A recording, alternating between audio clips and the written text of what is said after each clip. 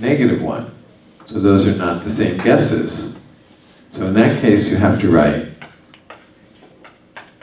does not exist. The limit doesn't exist. Okay? However, we're going to introduce one more notation here, but I don't want to use it on this one actually, so I won't do it there. Let me just suppose I had this picture.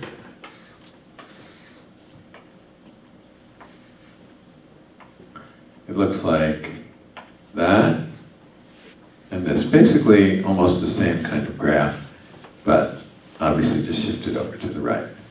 Okay, I don't know exactly what the formula for this is, but I think we could come up with something pretty quickly. Anybody want to tell me what the formula might be? I don't care really what it is, but I'm just saying it's not that hard to figure it out. You should. How many people took fundamental math? Nobody? Well, in fundamental math you should have learned how to do this. And basically it would be x minus 8 over x minus 8. That shifts it to the right. Because when x is 8, what do I get here? 0 over 0. So it's not defined there. But when x is 9, what do I get? 9 minus 8 over 9 minus 8 is 1 over 1. But when x is to the left of 8, this one is going to be positive, but this one's going to be negative. Okay, so it's going to be the same thing. Anyway, I don't even care what the formula is. I just suppose we have this picture. So if I ask you basically the same question of this function, let's call it g. This is g. Okay, if I ask you that, what's the answer? Same as the last time. Right? Doesn't exist. Right? Okay, however, everyone agree with that? Okay, just the same thing as before. Okay? So, however, we do have one other notation, and that is, we said, what happens if we just look from the right? What would you guess? 1. Okay, so we have a way to record that fact. Instead of just saying the limit doesn't exist, we can write this. The limit of our function g as x approaches 8. Now you could write from the right. And then you could write equals, what are we going to say it equals?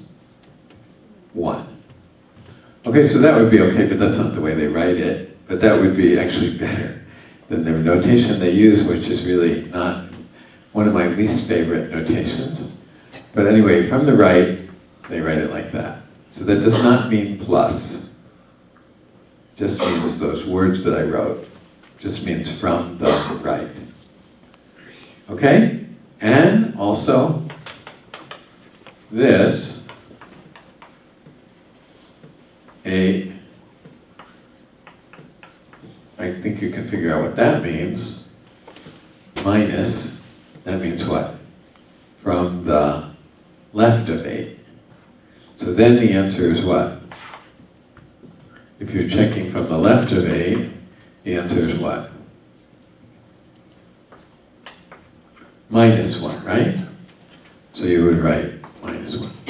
Okay, so this is called the right-handed limit at 8, and this is called the left-handed limit at 8.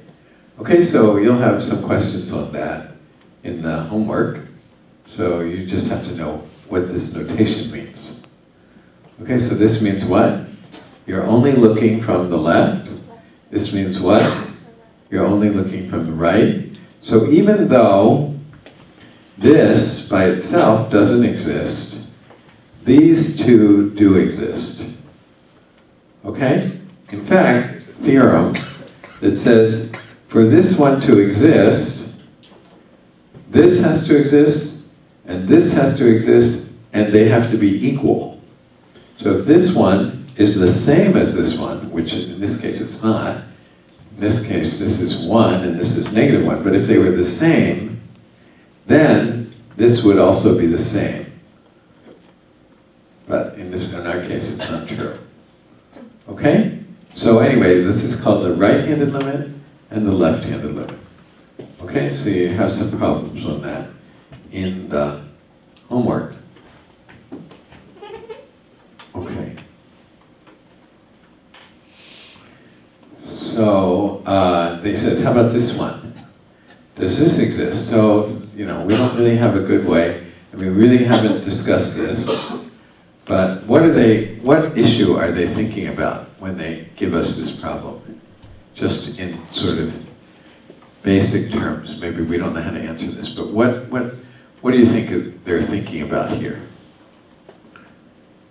Sorry, can't see that, can you?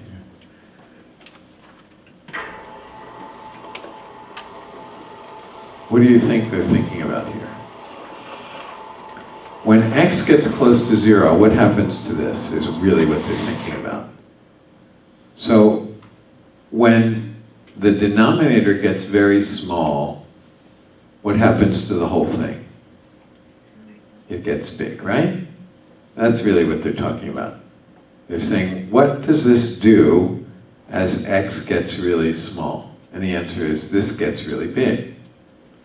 Okay? In fact, it gets infinitely big. So we're going to write equals infinity, or equals plus infinity, positive infinity. Okay?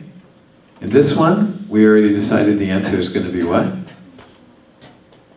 dne, doesn't exist. How about this one?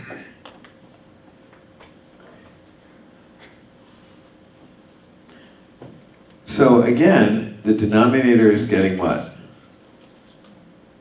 Really small. So the whole thing is getting really big, right? But there's one little difference between this one and this one. If we look at numbers that are just a little bit bigger than 2, then the denominator is going to be really small, but it's going to be positive.